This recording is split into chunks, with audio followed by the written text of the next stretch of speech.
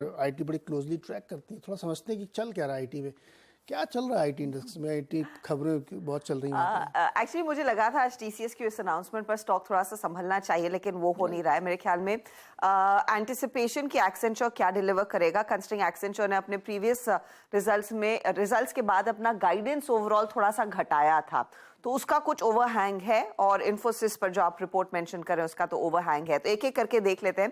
पहले इन्फोसिस, कंसिडरिंग ये एक बड़ा ड्रैगर साबित हुआ है आज। दरअसल एक एनालिस्ट है जेम्स फ्रीडमैन, जो काफी समय से इन्फोसिस को ट्रैक करते आए हैं, और इन्होंने दरअसल एक नेगेटिव स्टांस रखा है। ये कह रहे हैं कि अब कंपनी पर इनका भरोसा घटता हुआ दिखाई दे रहा है। अब ये बेरिश हो चुके हैं इस पर्टिकुलर कंपनी में। अब कह रहे हैं बेसिकली कि सेक्टर में बहुत बड़े बदलाव होते हुए दिखाई दे रहे हैं। कई सारी जो आउटसोर्सिंग कंपनियां हैं उनके जो कॉम्पिटिटिव एडवांटेजेस थे वो कम होने लगे हैं।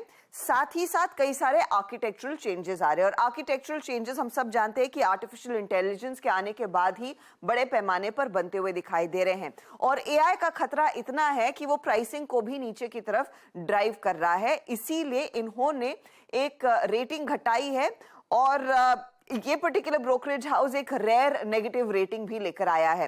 पिछले 3 सालों से ये कंपनी पर, इन्फोसिस पर स्पेशली, न्यूट्रल थे, और अब उनको लग रहा है कि सिचुएशन अब क्लियरली घटती हुई दिखाई दे रही है।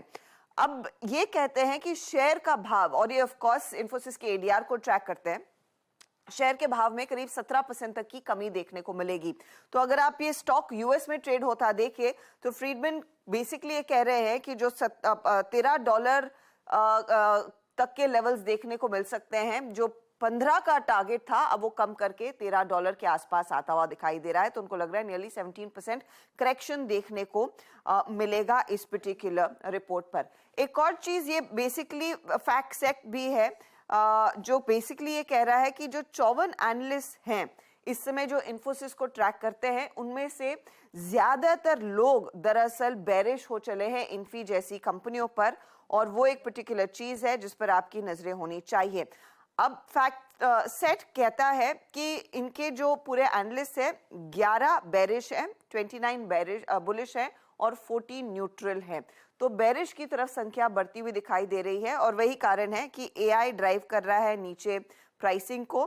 साथ ही साथ प्रेशर आता हुआ दिखाई देगा फिर वेंडर से भी, और स्पेशली कई सारे आर्किटेक्चरल चेंजेस हो रहे हैं इस समय। एआई की डिमांड बढ़ती हुई दिखाई दे रही है।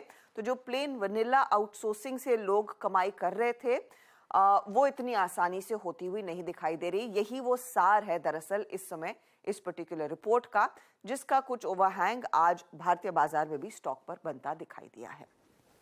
अच्छा, इस बीच हर्षिता देखिए मात्र 5-6 पॉइंट रह गया है, तो आपकी आवाज में बहुत दम है। निफ्टी को देखिए, टेक्नोलॉजी के बगैर हो रहा है तो बहुत ही अच्छा है। टेक्नोलॉजी के बगैर और बैंक के बगैर, प्राइवेट बैंक्स कोई नहीं चले, आईटी इंडेक्स पूरा नहीं चला, दिग्गज तो बिल्कुल ही नहीं चले, मिड कैप में थोड़ी देरी।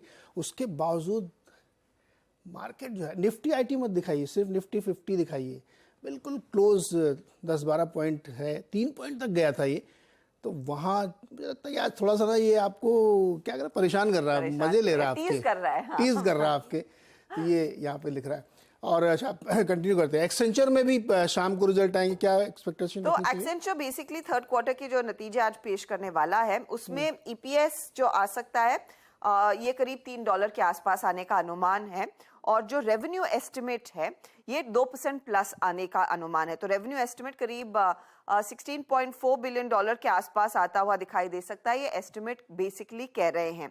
पिछले 2 सालों में जो भी रिपोर्ट्स आई हैं उसके सामने एस्टिमेट्स को बीट ही किया है एक्सेंचर ने, लेकिन अब की बारी सिचुएशन थोड़ी सी अलग लाइट में आपको देखनी चाहिए, क्योंकि कंपनी ने, आपको याद होगा, अपने पिछले क्वार्टर के नंबर्स में अपनी जो एक्सपेक्टेशन थी, जो गाइडेंस थी, उसको घटाया था। कंपनी ने ये कहा था कि एनुअल रेवेन्यू ग्रोथ करीब 8 से 10% होती हुई दिखाई देगी, कंपेयर टू 8 to 11% जो उन्होंने पहले कहा था। तो उन्होंने अपनी गाइडेंस थोड़ी सी घटाई थी। अगर इस गाइडेड बैंड के अंदर आता है परफॉर्मेंस और उसको रीटरेट करते हैं, तो आप समझे कि situation still better, things are good, all is well. अगर ये एक बार फिर अपनी गाइडेंस को ट्रिम करते हैं, जिसका थोड़ा सा डर लोगों में है इस समय, तो फिर आप ओवरऑल आईटी सेक्टर के लिए फिर से दबाव आता हुआ दिखाई देंगे। तो इनफैक्ट इन्फोसिस से एक इंडिकेशन मिल जाएगा कि अगला क्वार्टर कैसा रहेगा। लार्जली सभी हम जानते हैं कि भारतीय कंपनियों के लिए पहली तिमाही अच्छी होने वाली नहीं है, लेकिन सेकंड क्वार्टर में और कितना पेन देखने को मिलेगा। और अब तक एक सुर में सब बोल रहे थे H2 से कोई प्रॉब्लम नहीं है। अगर एक्सेंचर कहता है कि सिचुएशन खराब हो रही है तो शायद वो जो एक्सपेक्टेशन सेकंड हाफ से थी वो भी थोड़ी सी धूमिल हो सकती है। ओके, तो आईटी की पूरी स्थिति है, दिग्गज कंपनियों की और अमेरिका की, वहां से क्या संकेत आते हैं ये सब हम लोग नजर रखेंगे। हेड्सअप है आपके लिए कि इन पे आप नजर बनाए रखिए। बहुत बहुत शुक्रिया साहब जानकारी देने के लिए। बता दें कि मनी कंट्रोल पर दिए गए विचार एक्सपर्ट्स के अपने निजी विचार होते हैं। वेबसाइट या मैनेजमेंट इसके लिए उत्तरदायी नहीं है। यूजर्स को मनी कंट्रोल की सलाह है कि कोई भी निवेश निर्णय लेने से पहले सर्टिफाइड एक्सपर्ट की सलाह लें।